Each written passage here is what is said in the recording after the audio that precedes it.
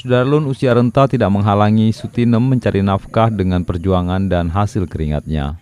Meski sudah berusia 81 tahun, wanita ini lebih memilih memanjat kontainer sampah dibanding menjadi peminta-minta. Aktivitas memanjat kontainer sampah ini rutin dilakukan Sutinem setiap hari dalam 6 tahun terakhir. Dulu dia sempat berjualan pecal keliling, namun hanya bertahan 3 tahun karena tak sanggup menggendong bakul dagangannya. Beruntung penderitaan Sutinem ini telah berakhir setelah Bupati Aceh Tamiang, Mursil, secara khusus menemuinya dan memintanya tetap di rumah untuk meningkatkan amal ibadah di usia renta. Ibu, nggak ada keluarga di sini? Ada. Apa? Ya, di kampung kami ada. Tapi nenek tinggal sendiri? Ada sama cucu. Cucu sekolah? Sekolah.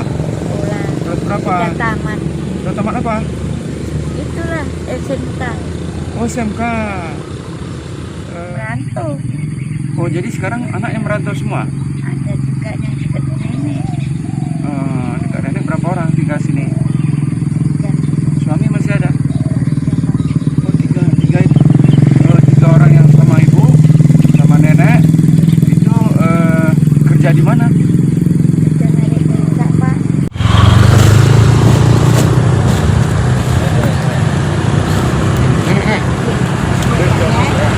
Sama datang ya?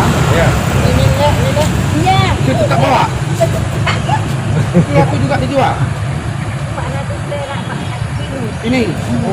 Masih ingat luar biasa.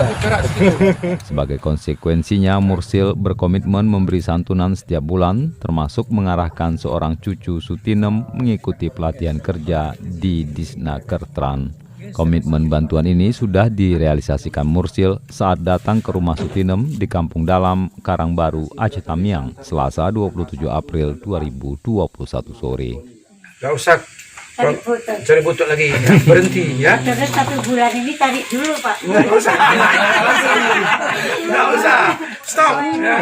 Stop. Ya. Stop ya. Sehingga beliau ini tidur di tempat anaknya karena nggak ada air. Dari Kuala Simpang, Rahmat Wiguna, Serambion TV. Besok ada. Ya. Terima kasih.